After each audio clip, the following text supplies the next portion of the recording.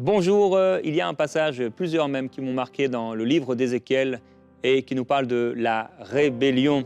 Il est écrit par exemple au chapitre 12, « La parole de l'Éternel me fut adressée en ces mots, « Fils d'homme, tu habites au milieu de la famille de rebelles qui ont des yeux pour voir et qui ne voient pas, des oreilles pour entendre et qui n'entendent pas, car c'est une famille de rebelles. » Et Dieu va encourager son serviteur à poser une action. Et Dieu dit, peut-être verront-ils qu'ils sont une famille de rebelles. Je prie que tu ne sois pas rebelle, mais que tu puisses te soumettre à la volonté de ton Seigneur. Et c'est tellement important d'avoir un cœur soumis à Dieu. Ça fait plaisir au Seigneur d'avoir un cœur soumis.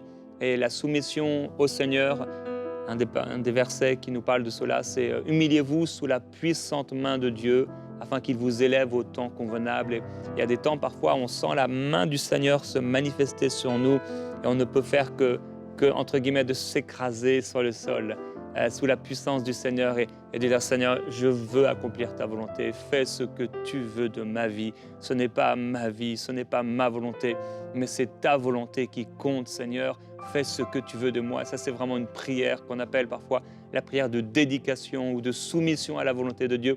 Je t'encourage à la faire en cette journée. Je t'encourage à la faire régulièrement afin d'avoir vraiment un cœur qui plaît à Dieu, un cœur soumis avec lequel le Seigneur pourra travailler pour se glorifier et que son œuvre puisse avancer dans cette génération, la soumission du cœur. Je prie que tu puisses être une femme soumise, je prie que tu puisses être un homme soumis à ton Dieu pour que la volonté du Seigneur s'accomplisse pleinement à travers toi. Et c'est ce dont on va parler tout de suite avec notre invité, le pasteur Grégory Toussaint. Voilà, merci encore Jérémy, salut à toutes et à tous. Encore, c'est une grâce de pouvoir être avec vous pour parler du leadership, donc un sujet vraiment important, et c'est un sujet toujours d'actualité parce que comme nous l'avions mentionné donc au commencement de la semaine, donc la réponse de Dieu à tous les problèmes de société, c'est le leadership. Donc quand il y a des problèmes dans une famille et que Dieu veut résoudre ces problèmes-là, quand il y a des problèmes dans une famille que Dieu veut résoudre, il va élever des leaders, un leader dans cette famille ou bien des leaders dans cette famille pour pouvoir résoudre les problèmes. Quand il y a des problèmes dans un pays, eh bien Dieu va faire la même chose. Nous l'avions vu dans le livre des Juges, à chaque fois qu'il y avait des problèmes en Israël, eh bien Dieu élevait des leaders pour pouvoir aider son peuple et pour pouvoir libérer son peuple. Donc, nous avions parlé de plusieurs caractéristiques d'un leader. Un leader doit être une personne passionnée, nous l'avions vu. Deuxièmement, un leader doit être une personne de prière. Troisièmement, un leader doit être une personne de caractère. Quatrièmement, un leader doit être une personne de foi. Et aujourd'hui, nous allons dire un leader doit être une personne de soumission. Un leader doit être soumis, doit avoir un cœur soumis. Maintenant, parfois, ces deux termes ne semblent pas aller ensemble. Le leadership et la soumission. Donc, quand on parle de leader, donc on pense, les autres ont la responsabilité de se soumettre à nous, mais nous ne pensons pas que nous autres, également en tant que leader, nous avons la responsabilité de nous soumettre aux autres. Mais un vrai leader est à la fois capable de diriger et de suivre en même temps. Donc, un bon leader est à la fois capable de diriger et de suivre en même temps. Et c'est ce que nous voyons dans la vie de Néhémie. Néhémie, c'était un grand leader, comme nous l'avions vu. Il a pu relever un défi qui datait de 140 ans devant le peuple d'Israël. En 52 jours, cet homme a pu relever le défi. Donc, c'était un leader extraordinaire. Donc, il savait diriger un peuple, mener une équipe, exécuter un projet. Il pouvait faire tout cela, mais avant tout, il était un homme de soumission. Il avait un cœur soumis. Donc, quand vous lisez le livre de Néhémie, premièrement, il était soumis à Dieu. Néhémie était soumis à Dieu. Quand il a reçu la nouvelle que les murs de Jérusalem étaient était détruite, les murs de Jérusalem étaient détruits et que les portes ont été incendiées, eh bien cet homme, Néhémie, c'était certainement un homme d'action. Vous n'avez qu'à lire le livre de Néhémie pour voir que c'était un homme d'action. Hein? Donc, c'était un homme qui était capable de donner des résultats. Mais Néhémie n'est pas passé immédiatement à l'action quand il a reçu la nouvelle. Il a pris le temps d'aller dans la présence de Dieu, de prier, de demander à Dieu des conseils, des directives, eh bien, pour pouvoir adresser le problème. Donc, cet homme avait un cœur pour Dieu. Donc, il était soumis à Dieu, comme nous avions vu il y a quelques jours. C'était un homme de prière. Tout à travers le livre de Néhémie, on rencontre au moins 10 instances de prière. C'était un homme soumis à Dieu. C'était un homme qui dépendait de Dieu à chaque moment. Il demandait à Dieu ce qu'il devait faire et ce qu'il devait dire. Quand le roi l'a regardé, après 4 mois de prière et de jeûne, quand le roi l'a regardé et a dit « Néhémie, que veux-tu que je te fasse ?» Néhémie, la Bible dit, immédiatement, il a prié dans son cœur. Donc, il a pris quelques secondes pour prier en son cœur avant même d'offrir une réponse au roi. Donc ça, c'est un exemple de soumission. Donc c'est quelqu'un qui ne veut pas faire sa propre volonté, exécuter ses propres projets, utiliser ses propres méthodes. Il dépendait de Dieu. Donc il était soumis à Dieu. Donc voilà pourquoi il était un homme de prière, parce qu'il était soumis à Dieu. Mais non seulement Néhémie était soumis à Dieu, mais il était également soumis au roi. Il était également soumis au roi Artaxerxès. Le fait qu'il avait eu une parole de la part de l'Éternel pour rebâtir le temple, cet homme qui était l'échanson du roi, donc il ne s'était pas simplement levé, il ne s'était pas seulement levé et il est parti, on ne savait pas qu'est-ce qui était devenu de lui, mais cet homme, quand il a reçu la parole, il a également attendu la bénédiction du roi. Il avait reçu l'ordre de rebâtir le mur de Jérusalem, mais il a attendu pour recevoir la bénédiction du roi Artaxerxès, d'ailleurs qui n'était même pas converti, mais il avait compris qu'il était sous l'autorité du roi. Bien qu'il avait reçu une parole de la part de l'Éternel, il ne pouvait pas l'exécuter sans la permission du roi. Quand vous lisez le livre de Néhémie, vous allez vous rendre compte que on trouve l'expression roi dans la bouche de Néhémie à peu près 16 fois dans le livre. 16 fois dans le livre de Néhémie, cet homme réfère au roi. Voilà ce que le roi a dit. Voilà ce qu'il faut faire selon les ordres du roi. Donc, il était soumis à Dieu, il était soumis au roi, il était également soumis à la communauté juive, n'est-ce pas? Il était soumis à la communauté. Donc, quand il est venu à Jérusalem pour bâtir les murs de Jérusalem, il n'a pas juste commencé à dire aux gens, donc il faut rebâtir le mur. Mais il a utilisé d'ailleurs la persuasion. Il a dit aux gens de Jérusalem, est-ce que vous voyez l'état des murs? Donc levons et bâtissons ensemble. Quand le peuple avait des soucis, donc il y avait des autorités qui volaient donc les terres des gens, donc Néhémie a pris le temps d'écouter les doléances du peuple, d'écouter les souffrances et les désirs du peuple, et après quoi, donc il s'est adressé aux autorités leur demandant de restituer les terres qui ont été perdues. Donc, mais tout d'abord, il a pris le temps d'écouter le peuple afin de le servir. Donc, la vraie responsabilité d'un leader, en réalité, la vraie responsabilité d'un leader, ce n'est pas de gouverner, mais c'est de servir. C'est de discerner les besoins des gens et aller auprès de Dieu pour que Dieu te donne une vision, pour que tu saches ce qu'il faut faire. Et à partir des directives que tu reçois de la part de Dieu, maintenant, tu vas servir les gens, tu vas les aider, tu vas les aider à résoudre leurs problèmes. Donc c'est un peu ça, le leader. Donc Néhémie était soumis à Dieu, Néhémie était soumis au roi, Néhémie était soumis au peuple. Cela veut dire il utilisait sa position en tant que gouverneur pour servir le peuple, et pour faire cela, il a dû premièrement à entendre les doléances du peuple.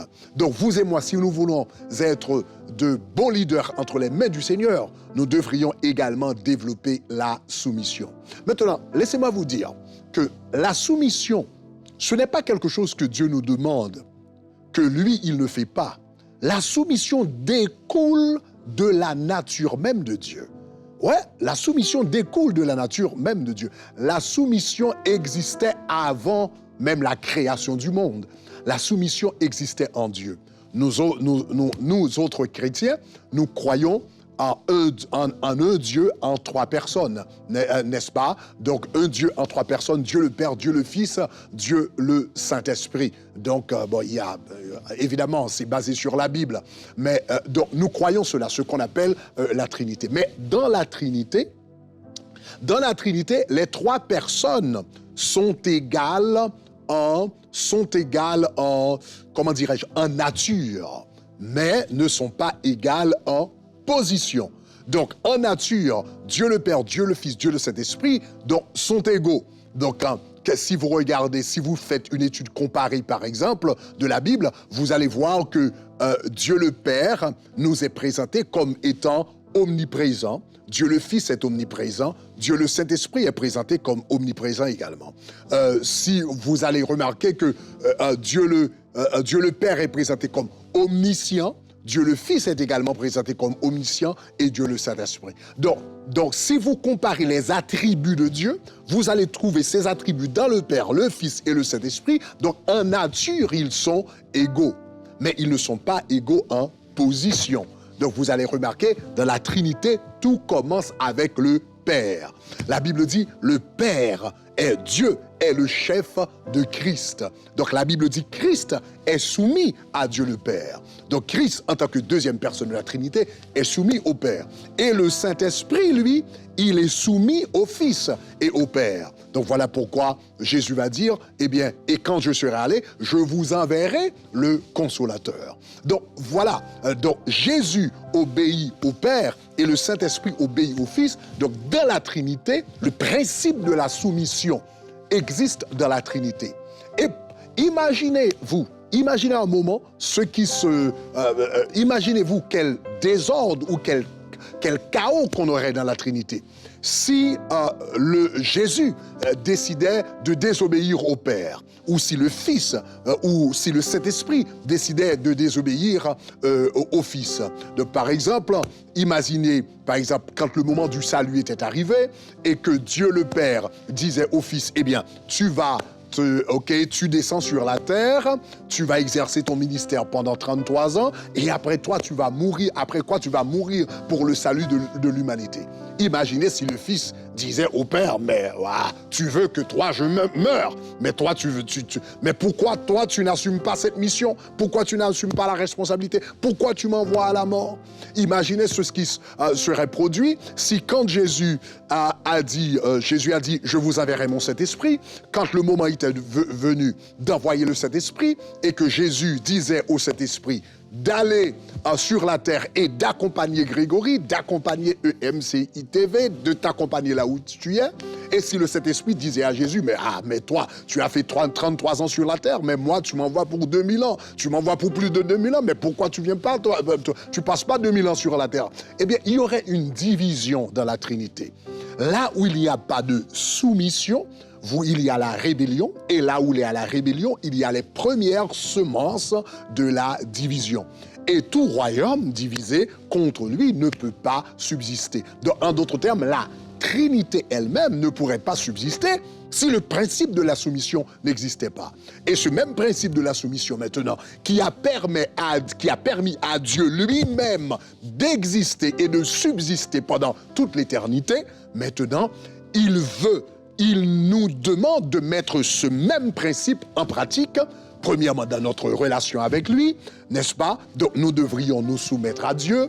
Deuxièmement, dans nos familles, il va dire au mari de se soumettre à Christ, à la femme de se soumettre à son mari, aux enfants de se soumettre à leurs parents.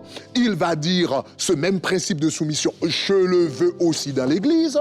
Donc, la Bible va dire, eh bien, l'auteur de l'Épître aux Hébreux va dire, eh bien, soumettez-vous à vos leaders, vos conducteurs, afin qu'ils puissent faire leur travail avec joie. Donc, ce même principe de soumission, Dieu va également demander qu'ils soient respectés dans la société. Donc, la Bible va dire, eh bien, soyez soumis aux autorités, donc qu'ils soient convertis ou non, mais soyez soumis aux autorités. Je veux ce même principe de soumission dans la société. Donc, la soumission a commencé premièrement en Dieu, puis Dieu l'a communiqué à la famille, à l'Église, à la société, etc., d'une façon générale. Donc, ça a commencé en Dieu. Donc, la soumission, c'est clé parce que l'unité ne peut pas exister sans la soumission. Si tu es un leader et tu n'es pas un leader soumis, tu vas avoir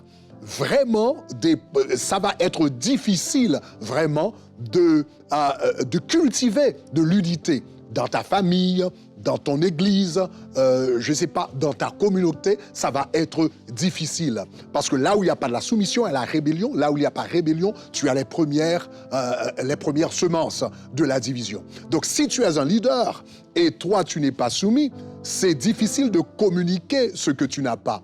Quelqu'un a dit, tu enseignes ce que tu sais, mais tu reproduis ce que tu es. Tu enseignes ce que tu sais, mais tu reproduis ce que tu es. Si, en tant que leader, tu ne pratiques pas la soumission, eh bien, ça va être difficile de communiquer cette soumission aux gens qui te suivent. Donc, soudainement, tu vas avoir de la rébellion dans ta famille, dans ton église, dans ta communauté, dans ton pays.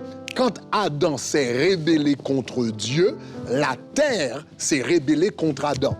Donc, il avait la domination sur la terre, mais quand il s'est rébellé contre Dieu, la terre, les animaux et tout cela, tout ce qui était sous sa domination s'est rébellé contre lui également.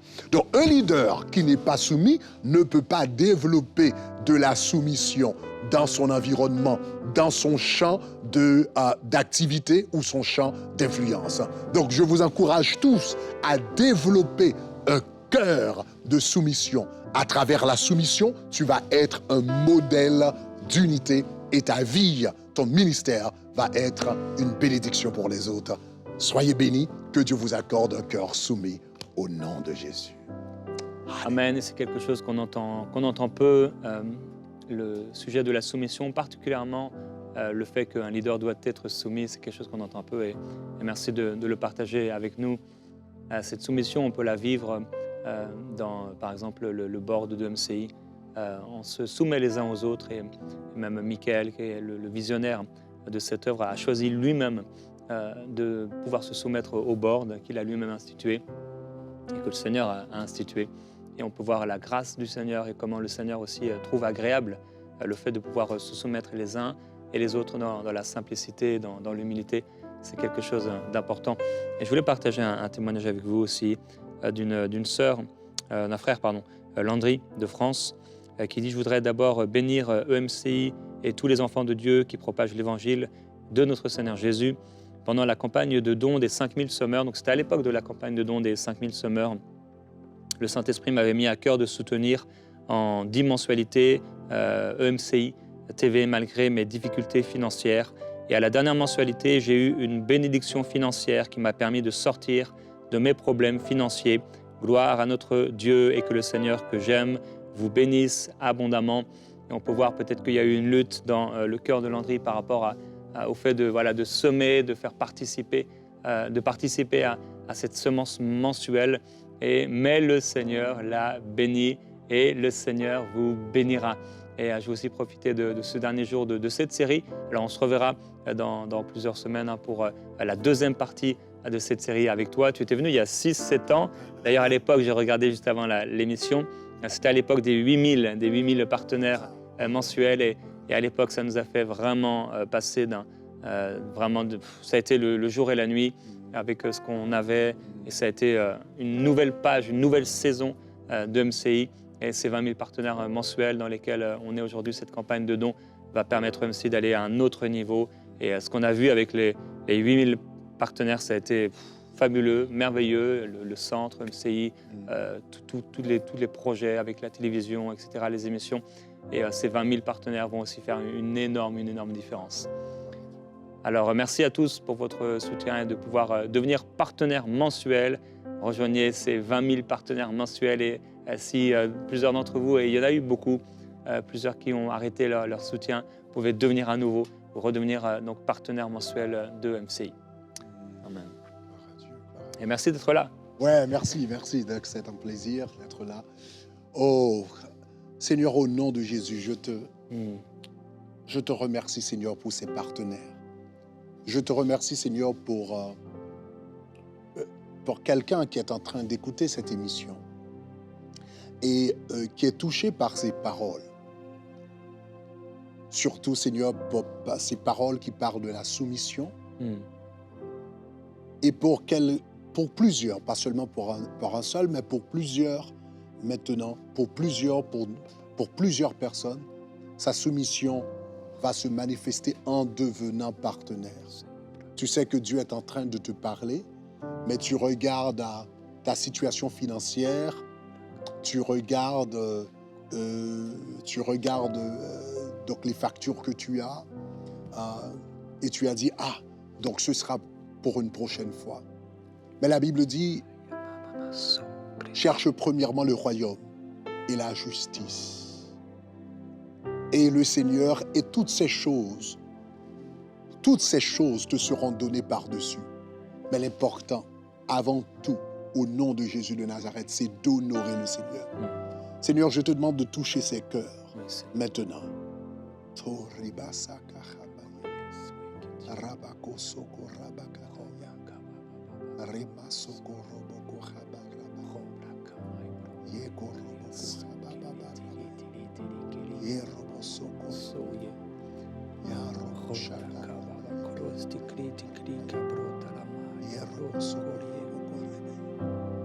La simplicité de la soumission.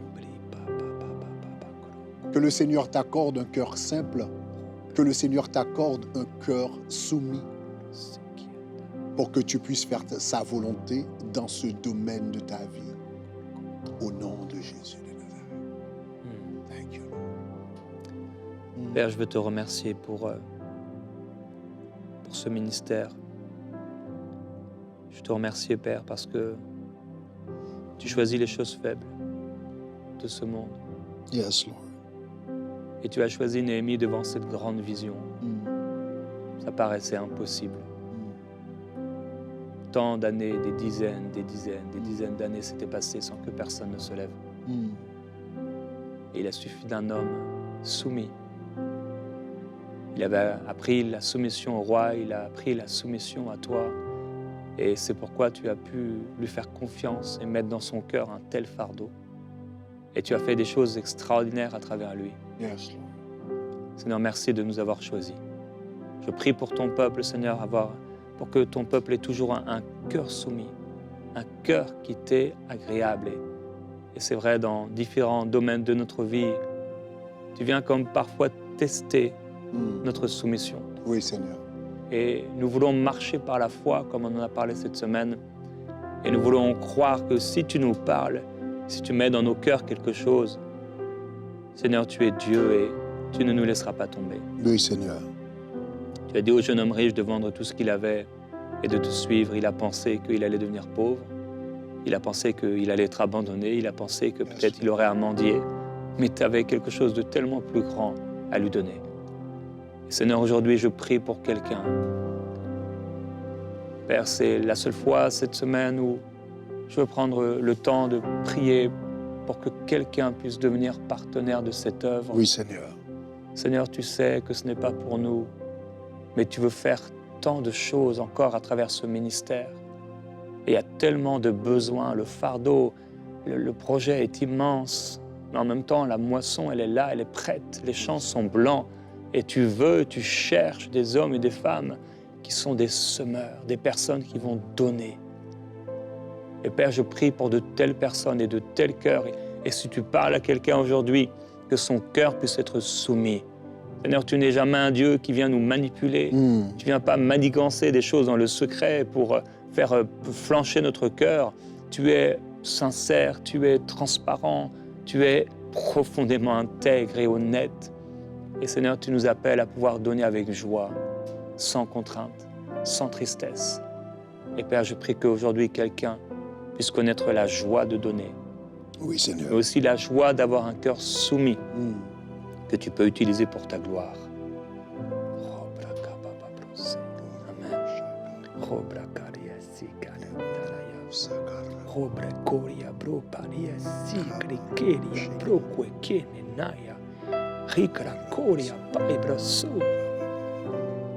Alléluia. Le Seigneur veut parler à une femme.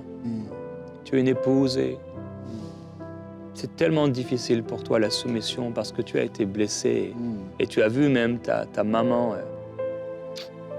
son mari était dur et c'est difficile pour toi depuis toujours, depuis enfant, la notion de soumission et à chaque fois que tu entends cela, ça hérisse tes poils et tu es semblable à ce petit animal, là, cet hérisson qui, paf, tu lances tout de suite Et pourtant, le Seigneur t'a fait la grâce d'écouter cette émission jusque-là, parce que le Seigneur veut guérir cela. Et il s'est passé quelque chose dans ton cœur, il y a un déclic qui est en train de se passer, et tu te retrouves devant une intersection. Est-ce que tu vas dire oui à Dieu pour découvrir cette nouvelle notion, ou est-ce que tu vas encore résister? Et Père, je prie pour cette sœur. Oui, Seigneur. Qu'elle puisse ne pas résister à ton autorité et à ce que tu veux faire. Si Saul avait résisté encore, il serait mort. Mais il s'est plié à ta volonté. Et tu as fait de lui un homme, un leader, un revivaliste. Un homme qui a impacté sa nation, sa génération et jusqu'à aujourd'hui. Père, je prie pour cette sœur. Tu veux qu'elle passe par cette soumission parce que c'est bon pour elle, parce que tu vas l'élever et te glorifier avec elle. Oui, Seigneur. Seigneur, merci.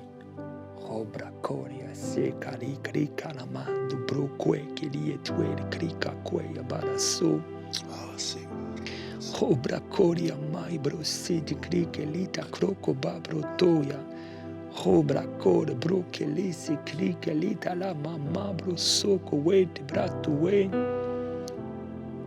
Alléluia, nous t'adorons Seigneur, nous t'adorons.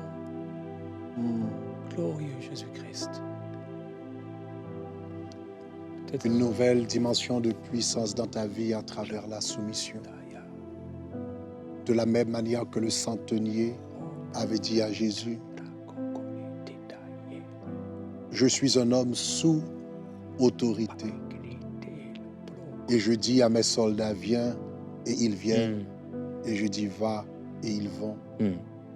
Je sais que toi aussi, tu peux faire ce miracle parce que tu es sous l'autorité de Dieu. Seigneur, je te demande, je prie pour une nouvelle saison de puissance, de grâce, d'onction, alors que ton peuple décide de pratiquer la soumission, que cette soumission, Seigneur, que cette soumission amène une nouvelle saison de grâce, de bénédiction, de puissance, d'onction dans tous les domaines de leur vie. Au nom de Jésus. Amen.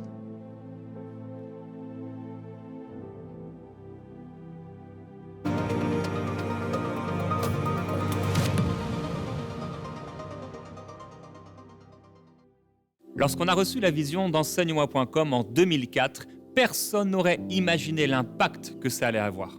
On était les premiers à proposer des prédications de beaucoup de prédicateurs dans la francophonie, en audio et plus tard en vidéo. Beaucoup de gens ont été bénis, que ce soit dans les pays ou dans les îles, dans les capitales jusqu'au plus profond des petits villages. Ça a été un impact extraordinaire. Lorsqu'on a sorti la chaîne de télévision EMCI TV, là encore on a été dépassé par la multitude de fruits, de guérisons, de miracles, de saluts, de délivrances qui ont eu lieu à partir des émissions et de la chaîne de télévision 24/24 EMCI TV. Aujourd'hui, on sort l'application Ma Bible. Et on est persuadé, car Dieu nous a parlé, que cela va avoir un impact considérable partout dans la francophonie, mais même au-delà, et que vous allez être énormément bénis par cet outil.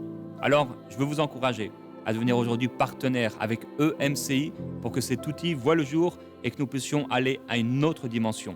Merci à tous ceux qui aujourd'hui prennent la décision de devenir partenaires. Dès maintenant, faites partie des 20 000 partenaires mensuels qui porteront la vision d'EMCI et qui l'amèneront encore plus loin. Pour faire votre don, rendez-vous sur emcitv.com/20 000.